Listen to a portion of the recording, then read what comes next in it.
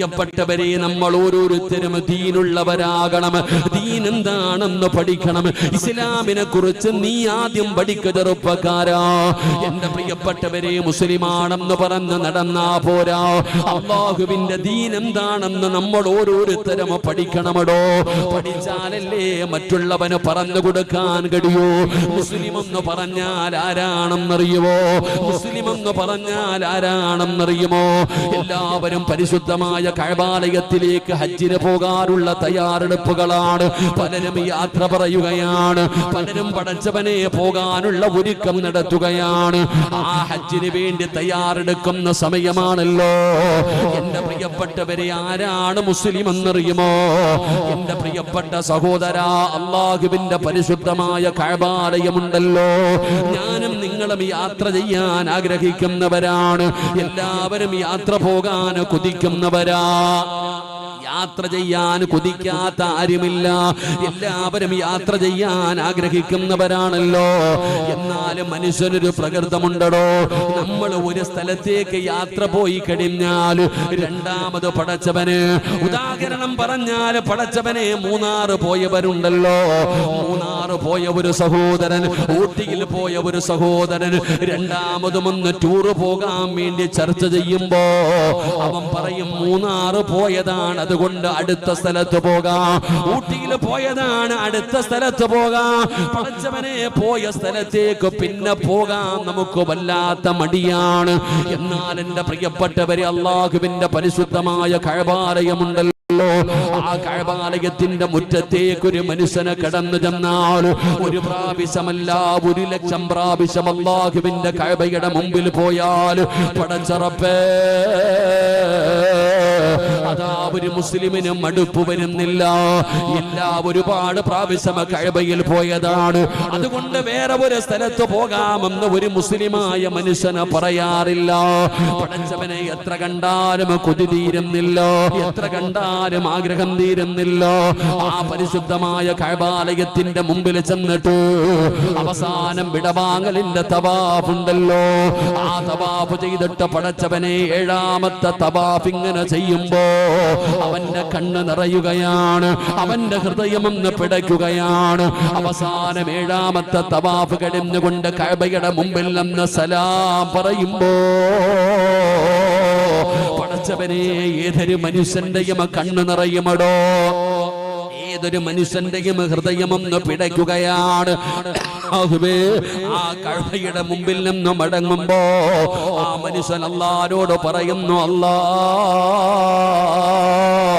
ഇനിയും എന്നെ നീ ഇവിടെ എത്തിക്കണേ അല്ലാ. കഅബാലയം കാണാനുള്ള ഭാഗ്യം തരണേ അല്ലാ എന്ന് പറഞ്ഞുകൊണ്ട് ദുആ ചെയ്തുകൊണ്ടാണ് കഅബാലയത്തിന്റെ മുറ്റത്ത് നിന്നുകൊണ്ടൊരു മുസ്ലിം മടങ്ങുന്നത്.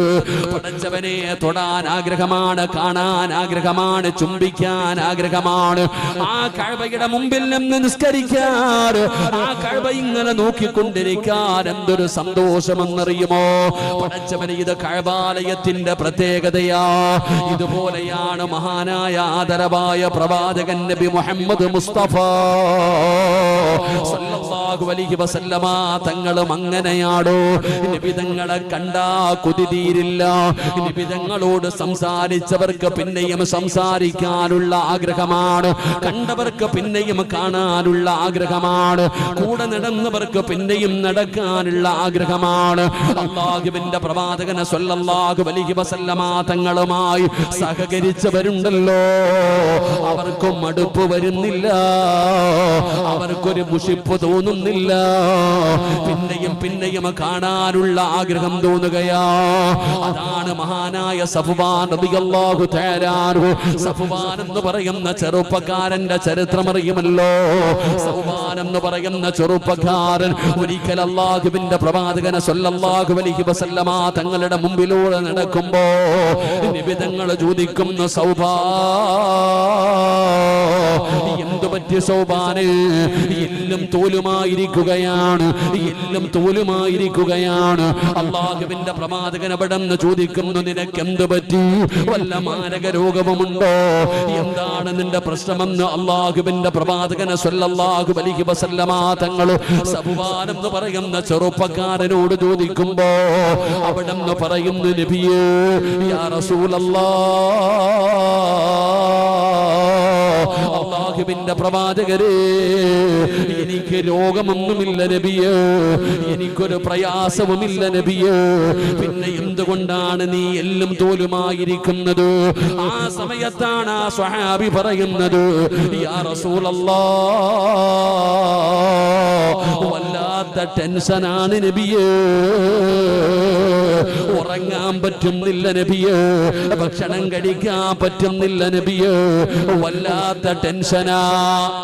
നബിതങ്ങൾ അവിടെ നിന്ന് ചോദിക്കുകയാണ്, ടെൻഷന്റെ കാരണം എന്തെന്ന് ചോദിക്കുമ്പോ ആ ചെറുപ്പക്കാരനായ സ്വഹാബി നബിതങ്ങളോട് പറഞ്ഞത് എന്തെന്നറിയുമോ?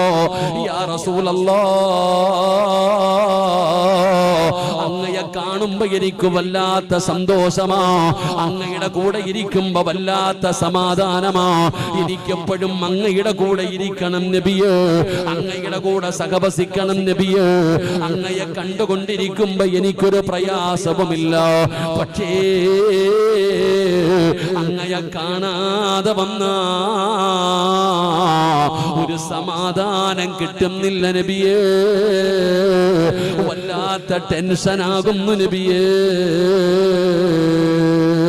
എന്റെ പ്രിയപ്പെട്ടവരെ, അള്ളാഹുവിന്റെ പ്രവാചകന്റെ ഒരു ഗുണമതാണ്, പടച്ചവനെ നബിതങ്ങളെ കണ്ടാ മതി വരില്ല, സംസാരിച്ചാ കൊതി തീരുന്നില്ല, പിന്നെയും കാണണമെന്ന് ആഗ്രഹമാണ്, പിന്നെയും സംസാരിക്കണമെന്ന് ആഗ്രഹമാണ്, പിന്നെയും കൂടെ കൂടണമെന്ന് ആഗ്രഹമാണ്.